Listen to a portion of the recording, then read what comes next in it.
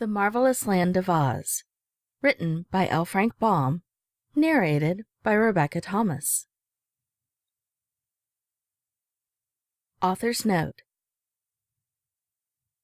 After the publication of The Wonderful Wizard of Oz, I began to receive letters from children telling me of their pleasure in reading the story and asking me to write something more about the Scarecrow and the Tin Woodman.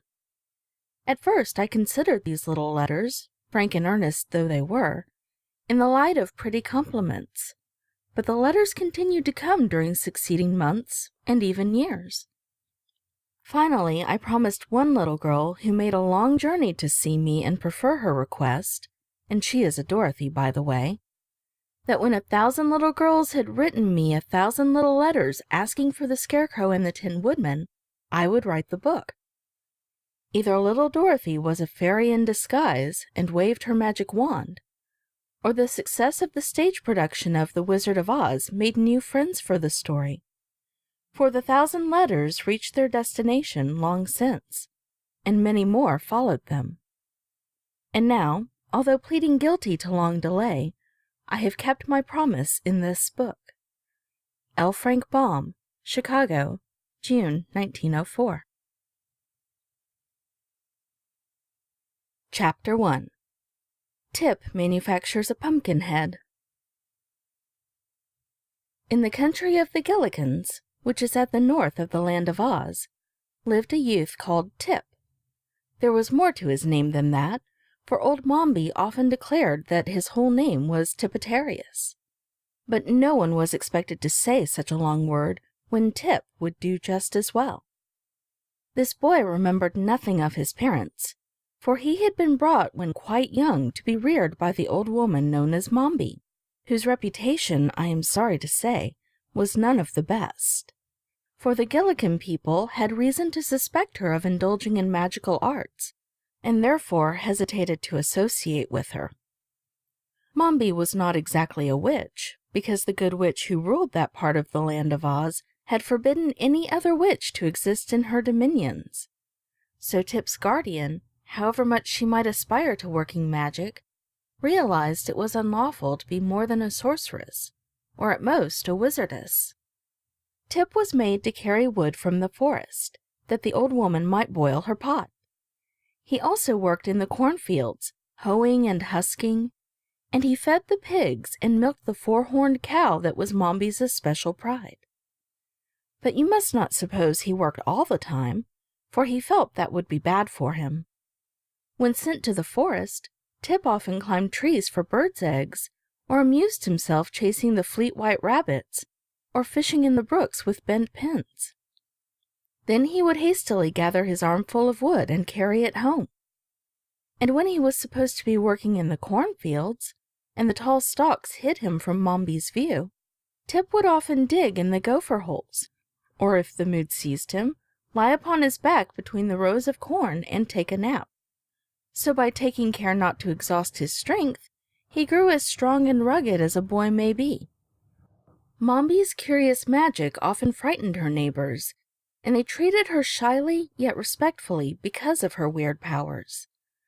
But Tip frankly hated her, and took no pains to hide his feelings. Indeed, he sometimes showed less respect for the old woman than he should have done, considering she was his guardian. There were pumpkins in Mombi's cornfields, lying golden red among the rows of green stalks, and these had been planted and carefully tended that the 4-horned cow might eat of them in the winter time. But one day, after the corn had all been cut and stacked, and Tip was carrying the pumpkins to the stable, he took a notion to make a jack-lantern and try to give the old woman a fright with it. So he selected a fine big pumpkin, one with a lustrous orange-red color, and began carving it. With the point of his knife, he made 2 round eyes, a 3-cornered nose, and a mouth shaped like a new moon. The face, when completed, could not have been considered strictly beautiful, but it wore a smile so big and broad, and was so jolly in expression, that even Tip laughed as he looked admiringly at his work. The child had no playmates, so he did not know that boys often dig out the inside of a pumpkin jack and in the space thus made put a lighted candle to render the face more startling. But he conceived an idea of his own that promised to be quite as effective. He decided to manufacture the form of a man who would wear this pumpkin head, and to stand it in a place where old Mombi would meet it face to face. "And then," said Tip to himself with a laugh, "she'll squeal louder than the brown pig does when I pull her tail, and shiver with fright worse than I did last year when I had the ague." He had plenty of time to accomplish this task, for Mombi had gone to a village, to buy groceries, she said, and it was a journey of at least 2 days. So he took his axe to the forest and selected some stout, straight saplings, which he cut down and trimmed of all their twigs and leaves. From these he would make the arms and legs and feet of his man. For the body, he stripped a sheet of thick bark from around a big tree, and with much labor fashioned it into a cylinder of about the right size, pinning the edges together with wooden pegs. Then, whistling happily as he worked, he carefully jointed the limbs and fastened them to the body with pegs whittled into shape with his knife. By the time this feat had been accomplished, it began to grow dark, and Tip remembered he must milk the cow and feed the pigs. So he picked up his wooden man and carried it back to the house with him. During the evening, by the light of the fire in the kitchen, Tip carefully rounded all the edges of the joints and smoothed the rough places in a neat and workmanlike manner. Then he stood the figure up against the wall and admired it. It seemed remarkably tall, even for a full-grown man, but that was a good point in a small boy's eyes, and Tip did not object at all to the size of his creation. Next morning, when he looked at his work again, Tip saw he had forgotten to give the dummy a neck, by means of which he meant to fasten the pumpkin head to the body. So he went again to the forest, which was not far away, and chopped from a tree several pieces of wood with which to complete his work. When he returned, he fastened a crosspiece to the upper end of the body, making a hole through the center to hold upright the neck. The bit of wood which formed this neck was also sharpened at the upper end, and when all was ready, Tip put on the pumpkin head, pressing it well down onto the neck, and found that it fitted very well. The head could be turned to one side or the other as he pleased, and the hinges of the arms and legs allowed him to place the dummy in any position he desired.